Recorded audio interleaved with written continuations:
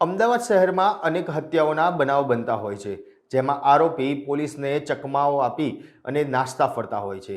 ત્યારે Ahmedabad cyber crime દ્વારા technical સર્વેલન્સની મદદથી એક હત્યાના આરોપીને પકડી પાડવામાં આવ્યો છે।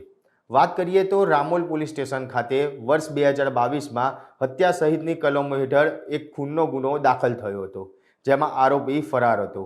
એક વર્ષથી ઓળખ છુપાવી અન્ય રાજ્યોમાં સંતાયેલા આરોપીને પોલીસ દ્વારા ઝડપી પાડવામાં આવ્યો છે।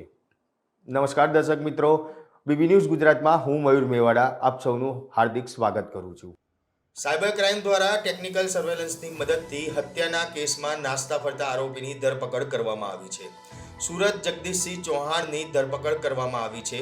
જ્યારે સુરજ ચૌહાણની વાત કરીએ તો 6 જેટલા અલગ અલગ ગુનાઓમાં સુરજ અત્યાર સુધીમાં પકડાઈ ચૂક્યો છે, જેમાં નડિયાદ પોલીસ સ્ટેશનમાં હત્યાના ગુનામાં, વટવા પોલીસ સ્ટેશનમાં હત્યાના ગુનામાં, અમરેવાડી પોલીસ સ્ટેશનમાં મારામારીના ગુનામાં, નવરંગપુરા પોલીસ સ્ટેશનમાં હથિયારબંધીના ગુનામાં, રામોલ પોલીસ સ્ટેશનમાં રાયોટિંગના ગુનામાં અને ખોખરા પોલીસ સ્ટેશનમાં લૂંટના ગુનામાં આરોપી સુરજ અત્યાર સુધીમાં પકડાઈ ચૂક્યો છે।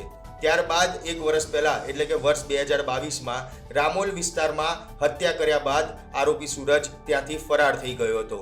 ત્યારે આ આરોપી સુરજને સાયબર ક્રાઇમ દ્વારા ઝડપી પાડવામાં આવ્યો છે। ત્યારે આ ગુનેગારને પકડી તેને વધુ તપાસ હાલ પોલીસ દ્વારા શરૂ કરવામાં આવી છે।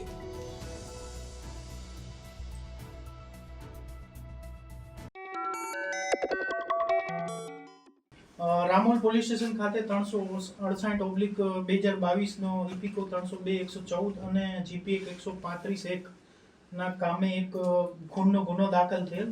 જે ખૂનનો ગુનો હતો જે એ આરોપી પોતે તથા એનો એક સાથીદાર સહ આરોપી બંને લોકો અને પ્લસ જે મરણ જનાર જે છે એમની વચ્ચે કઈ બોલાચાલી થયેલી અને એ બોલાચાલીની અંદર જ આ જે આરોપી છે જે આપણે અત્યારે પકડેલ છે એ આરોપીએ પોતાની પાસેનું જે હતું એનાથી એને સામે જનારને છુરી હલાવી દીધી, મરણ સામેવાળાનું મરણ ગયું।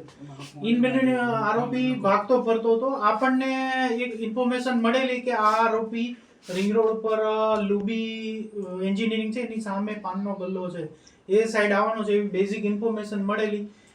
એ ઇન્ફોર્મેશન ઉપર વધારે બીજું ડેવલપમેન્ટ કરેલું, ટેકનિકલ ડેવલપમેન્ટ, એના આધારે આ જે ગુનો હતો એ પહેલેથી જ ઉકેલાયેલો હતો અને એમાં પહેલેથી ખબર જ નહોતી કે આરોપી કોણ છે।